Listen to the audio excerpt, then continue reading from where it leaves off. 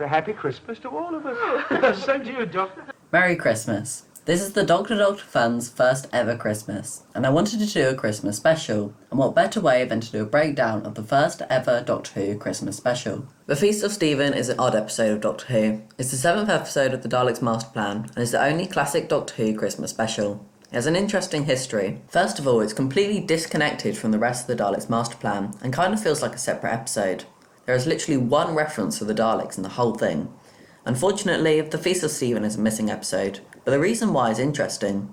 When the Daleks Master Plan was set to be released around the world, it excluded the Feast of Steven. This makes sense, as for the people watching, it would no longer be Christmas, and as mentioned earlier, it had no connection to the rest of the serial, so it could be easily removed. This led to the Feast of Steven being the first ever Doctor Who episode to be confidently lost forever, when it was scrapped by the BBC. Because the Feast of Steven is a missing episode, we obviously cannot watch it. So that's the end of this episode, bye! Okay, seriously, it's not over yet. Thankfully we do have the audio due to it being recorded by early Doctor Who fans, and there are numerous reconstructions of the original episode. I've decided to use loose cannon's recreation, as I believe it stays true to the original. But let's get started.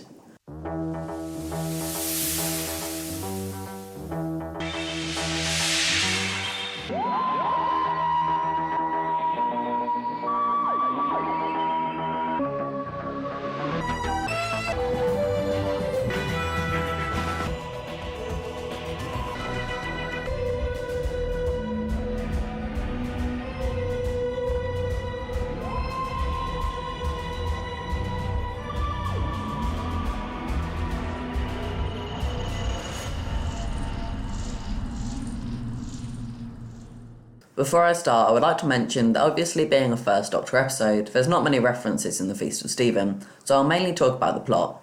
Before we start the episode, we have the title, which is surprisingly a reference. Obviously, the Feast of Steven is referencing St. Stephen's Day, which is actually the 26th of December, not the 25th, but it's commonly referenced throughout Christmas. But notice how it's Stephen with a V, not Stephen with a PH. This is referencing companion Stephen, whose name is spelled this way. But let's start the episode. The Doctor, Sarah and Stephen are all in the TARDIS when they land. The TARDIS scanner is broken, so they don't know what's outside. Apparently, if Stephen or Sarah went outside, it would be extremely dangerous. The whole atmosphere is poisonous. We then cut to a police station, where a policeman gets a bit confused as to why a police box is outside the police station, when it wasn't there before.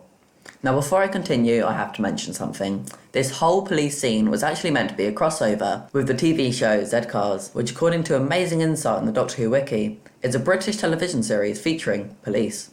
Doctor Who wanted to use the Z-Cars set and cast for the Feast of Steven, but the producer of Z-Cars didn't let them.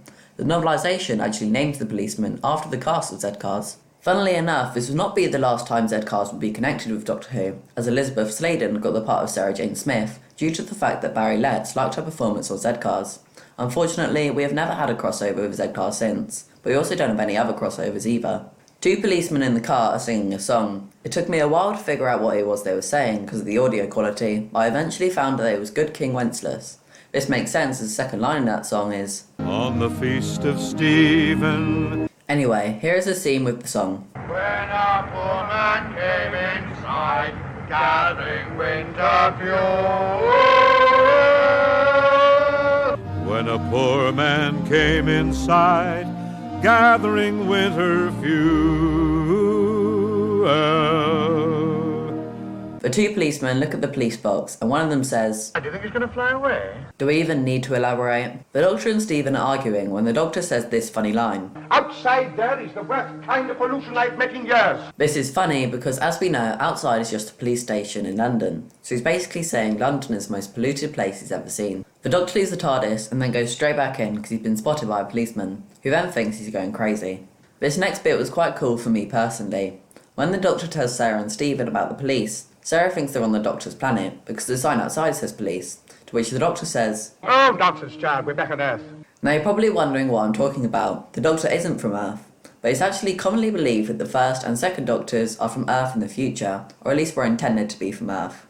However, this completely goes against that, meaning if you were a Doctor Who fan in the 60s, you wouldn't have a clue where the Doctor was from, which is exactly the point. Doctor Who.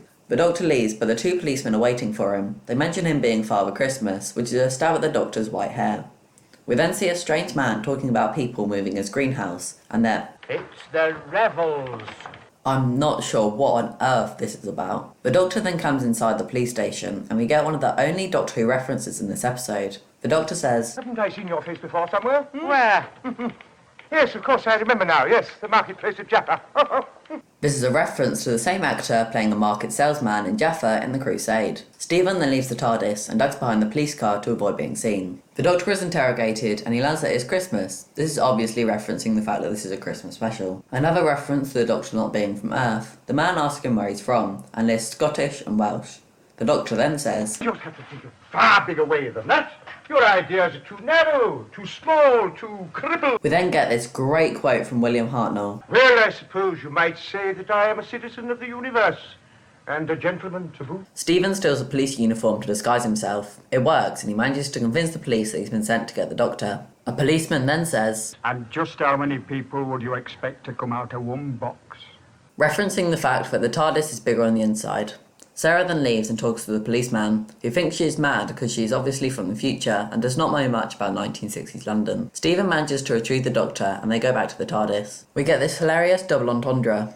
You seem to know all the queer people. Stephen, Sarah and the Doctor are leaving the TARDIS. We then get the one and only reference to the Daleks Master Plan. The Doctor says, Is the terranium safe? Yes, over there. Oh, I'd forgotten about the Daleks. Now, there's one thing you mustn't do, my dear. except everyone forgets about the Daleks in this episode. William Hartnell has one of his famous mishaps. He says, The solar system. they check the scanner and see that they have landed in a sort of woodcutting facility. They then see a woman being tied next to a saw. They all rush out and Stephen starts fighting the villain. Meanwhile, the girl is telling Stephen to stop. It's all revealed as a movie set, and the girl is distraught that her scene was ruined. Stephen, Sarah and the Doctor all run off the set and leave. The movie director thinks they are brilliant and wants them in his movie, so he orders everyone to find them. We then get a hilarious bit where we get a caption card. These were used in silent movies when the actors could not speak, and it's quite funny to see it here. The Doctor and Stephen are split off from Sarah, and they're running to Charlie Chaplin. He says nothing, runs off, which is a reference to Charlie Chaplin mainly appearing in silent movies. We get a different set where the movie is clearly not going well. He's not the sack of potatoes.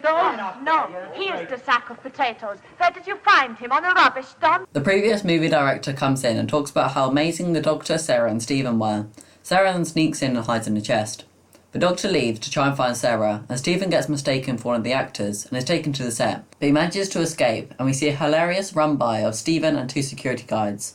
This is a reference to many films in which this technique is used, and it's also later used in Love and Monsters. They capture Stephen, but he smashes into something and he escapes again. The Doctor walks onto the set, and he is immediately spotted by the director, and he is told to help him. William Hartnell becomes William Hartnell when he tells the actor to. Nonsense, you put some more clothes on, child. Go along. Sarah emerges from the chest and gets shouted at by the director. What are you doing in there, please? Get out! Sarah and the Doctor run off to the TARDIS. But what had happened to Stephen? Stephen leaves the costume department and runs into the Doctor and Sarah, and we get this hilarious line.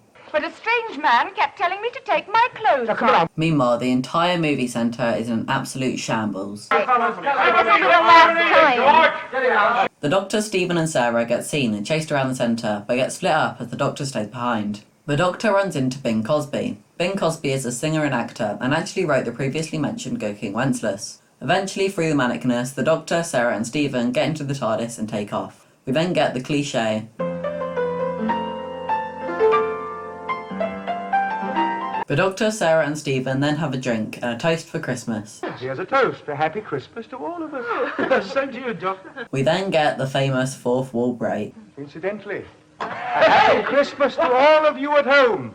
And that is it, The Feast of Steven. Such a weird episode. From the fourth wall break to the double entendres, from the comedy aspect to the filmmaking references. Everything feels totally alien to Doctor Who. Ha, see what I did there? I'll see myself out. And with that, I leave you. If you enjoyed, make sure to leave a like and consider subscribing as it helps out a ton and means I can make more videos like this. Bye!